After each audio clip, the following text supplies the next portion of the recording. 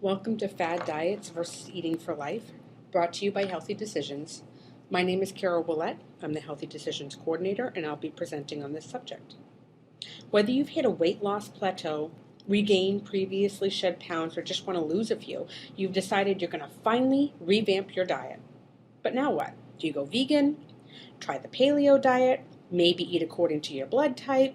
We're going to try and maneuver through the abundance of information regarding diet changes today.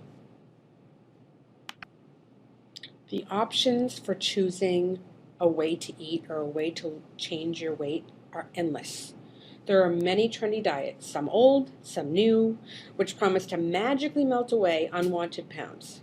Do these diets really work? What are the risks? And what is the best way to lose or even maintain this healthy weight? So when you hear the phrase fad diet, what does that mean?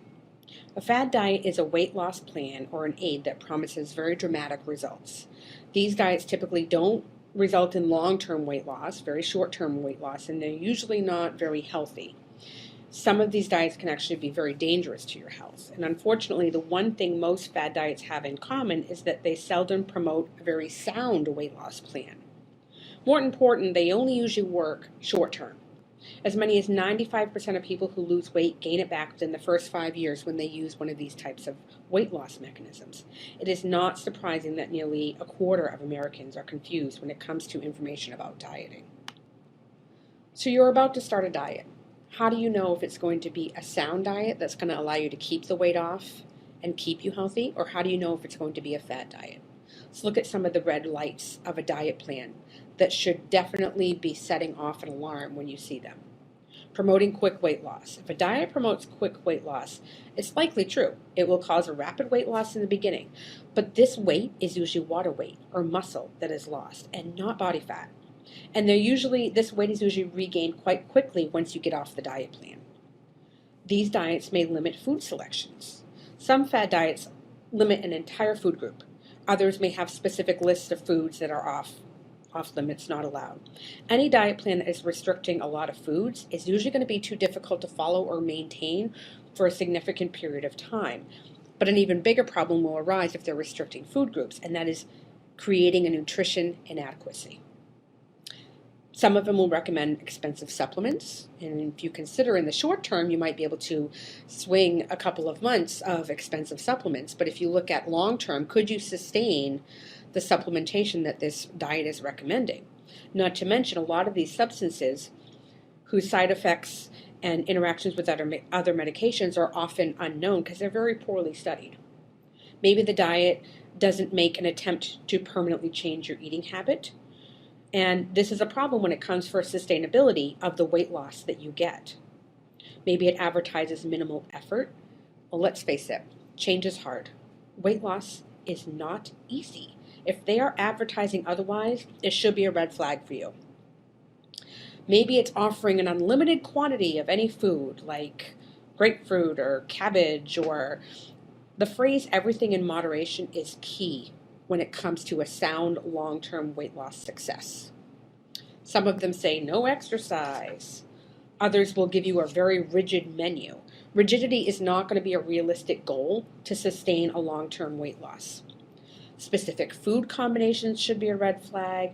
Advertising undiscovered weight loss secrets. Super pure green coffee bean extract or whatever their special thing is that they discovered, usually a red flag. Claims of miraculous fat burning tips, and then the bottom line is, if it sounds too good to be true, it probably is. It can be very tempting to want to try a fad diet, especially if you're wanting a quick change, you're feeling pretty miserable with your current weight, but it's important to remember a certain thing. Short-term success with a fad diet will not outlast what is going to happen in the long term. It is going to fail, and here's why. Extreme diet plans deprive you. The idea of a temporary diet is temporary. When that diet goes away, so do the results. A lot of them don't really fit into your life. A lot of them are expensive, and diet or what you consume is really only half of the equation when it comes to losing weight and keeping the weight off. So So when you look at these types of diets or any major nutritional changes, what is the one big component that is missing in all of these fad diets? Lifestyle changes. The most important component is to have an overall lifestyle change. Without positive changes made in physical activity and eating habit, what happens once you get off the diet? You return to your usual habits. You gain the weight right back. So when we look at eating for life in this particular presentation, we're not talking about a new book or a new video or a new diet out there. We're talking about a behavior change, not just a change of diet. But eating for life is the act of introducing gradual lifestyle changes that are going to incorporate balanced food choices, moderate physical activity, changes in habits, and creating a plan that is going to be sustainable for your entire lifetime. There are nutrition plans out there. There are sound, sustainable nutrition plans.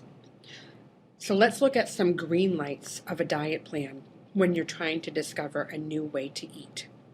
It should include foods from all 5 food groups, include foods that you're actually going to enjoy eating for the rest of your life because you're looking at doing this for the duration. Include foods you can buy at a supermarket, not something you have to get shipped to you from a foreign country. Include your favorite foods. Fit your budget and your lifestyle. This diet plan should encourage physical activity or incorporate behavioral principles and a balanced nutrition. The diet that you choose or the change in your nutrition plan should target for a weight loss of 1 to 2 pounds per week. Any more than that is not a sustainable weight loss. You want 1 to 2 pounds per week. Supervised by a qualified individual, not a salesperson. There should be no risk associated with using their products or their service. Long-term maintenance components. So when you look at doing a change in your nutrition and your diet that's going to lead you to weight loss, does this program offer a long-term plan to help you keep the weight off? Does it address plateaus and relapse, and what do you do in those situations? This is a very important component when you're looking at a major change. And then, do they have evidence that this has been successful for other individuals? Once you've picked a nutrition plan that you find to have more green lights than red lights, that's pretty much step 1. Step 2, you need to really address changes in your entire life. Changes that will erase the behaviors that have brought you to where you are today. So first off, healing your mind to break these repetitive habits that are not helpful to you. The first step to healing yourself is to become aware that you're spending most of your day in compulsive, unconscious thought, not necessarily being mindful. In fact, Stanford research estimates that about 90% of our thoughts are actually repetitive. If you think about that, 9 out of 10 of your thoughts are ones that you are constantly having.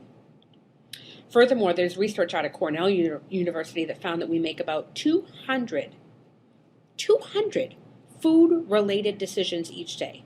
The problem is that most of these decisions were made on a mindless autopilot scenario. We aren't consciously aware that we're making most of them, which could be further contributing to poor eating habits. That's why being mindful of our thoughts is the first step to healing and long-term health. Observing the presence of our thoughts brings us into the here and now and breaks that addictive cycle that we have had in our past. Number 2 is healing your relationship with your body. You cannot heal or improve a body that you hate.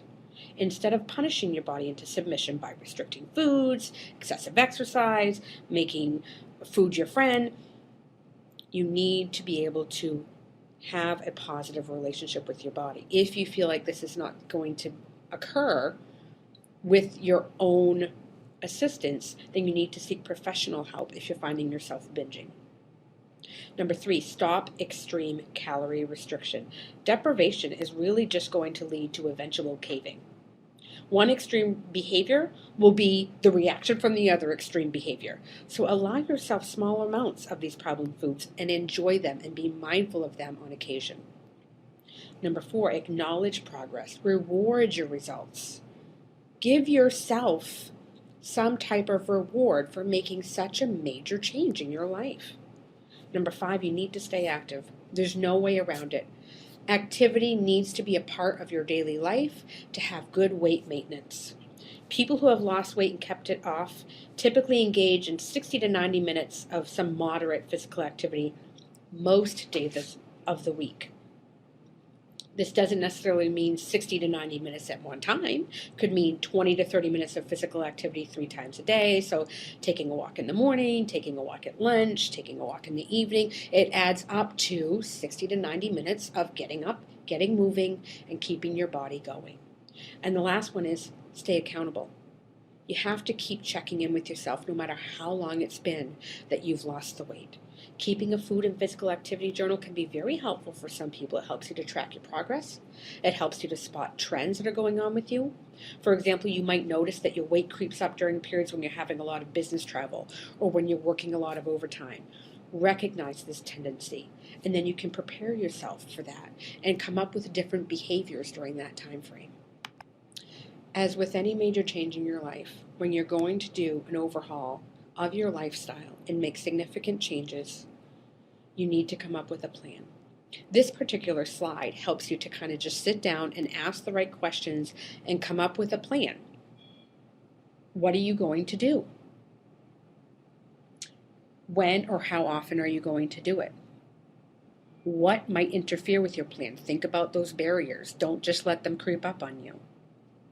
How are you going to overcome them? When are you going to start this plan? Give yourself a start date.